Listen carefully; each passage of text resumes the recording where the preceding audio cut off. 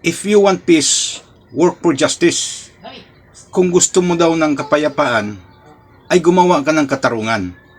So i-relate natin ito mga kababayan sa pangyayari ngayon sa ating bansa, kung saan halatang halata at klarong-klaro nating mga mamamayang Pilipino ang hindi patas ang pagtalakay ng hustisya sa ating bansa sa kasalukuyang mga pangyayari, kaganapan mga kababayan. Unahin natin itong impeachment case sa dalawang pinakamataas na pinuno ng ating bansa, Presidente Bongbong Marcos at Vice President Sara Duterte. Pareho silang sinampahan ng impeachment case.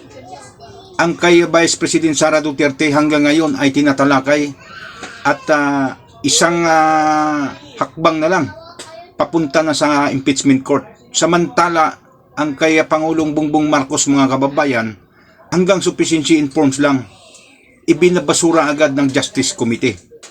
Kung saan, ihambing natin, magkapareho ang bigat ng asunto mga kababayan. Pangalawa, dito ngayon sa witness Madriaga at witness Marin 18 mga kababayan. Kung saan, si Madriaga ay nakilala nating isang ex-convict at nahatulan ito ng kamatayan sa kasong kidnap for ransom. At kasalukuyang nakapiit, person deprived of liberty. Ginawang witness sa isang napakabigat na kaso mga kababayan. Inaakusahan ang pangalawang pangulo ng bansang Pilipinas at binigyan pa ng importansya at proteksyon ng gobyerno natin.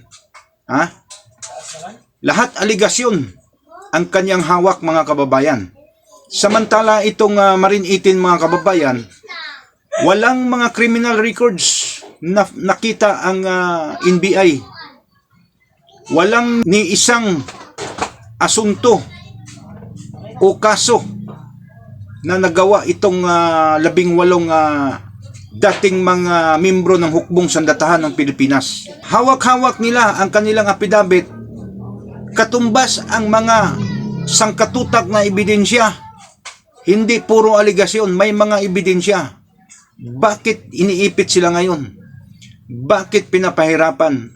Bakit ang daming sandamakmak na kaso ang kinakaharap nila ngayon?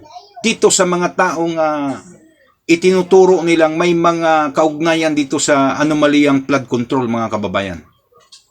So nakikita natin ang pagkakaiba. Ang hindi patas na pagtingin ng hustisya dito sa ating bansa.